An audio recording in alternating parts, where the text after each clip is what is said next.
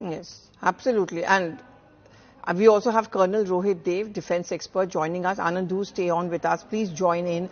You know, Colonel, the points which Anand was raising, that we have a policy of not interfering, but the world can't keep quiet on this. And Pakistan is also facing the brunt of it. 45 plus army men are believed to have been killed as far as the Pakistani soldiers are concerned. So I quite agree with what Anand was saying, and he has very well, enunciated the kind of what is at stake globally here and geopolitically. And just to tell to your viewers, this Balochistan BLA movement, which has been lingering and now it is picking up momentum, is an inspiration at two levels. It's an inspiration at the level of the next 3 or 4 generations of Balochis who are there, and also being duly supported by their diaspora, making the right kind of connections globally with various embassies, various institutions and associations.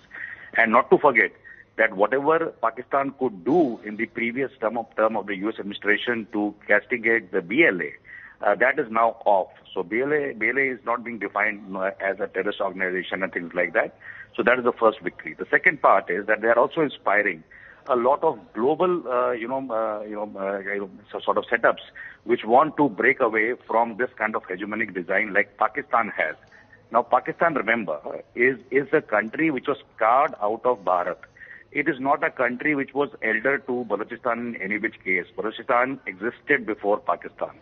And to, be able to, break away factions, to be able to resist the Russians, whatever the Americans did, they changed the storybook in a very different manner for the last 3 decades. That storybook is being rewritten with the facts and the truth.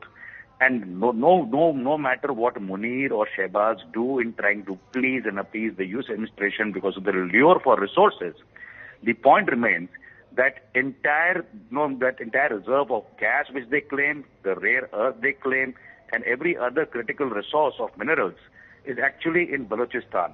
So it is for the people of Balochistan to see what they are doing.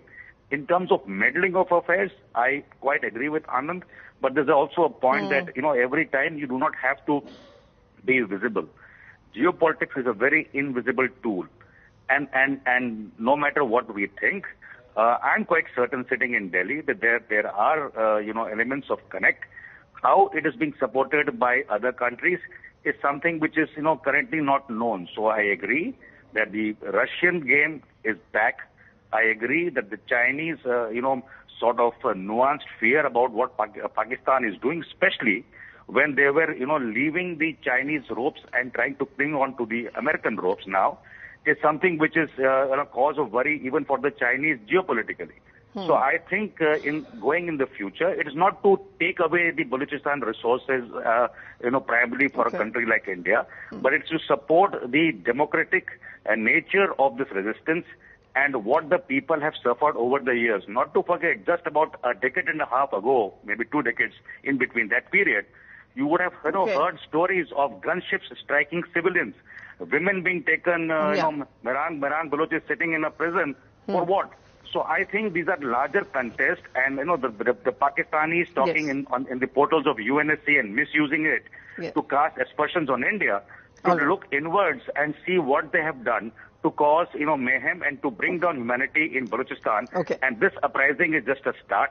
Pakistan will break in the future. It's only a matter of time. Okay, it's only a matter of time. Thank you very much, Colonel Rohit Dev, for joining us. But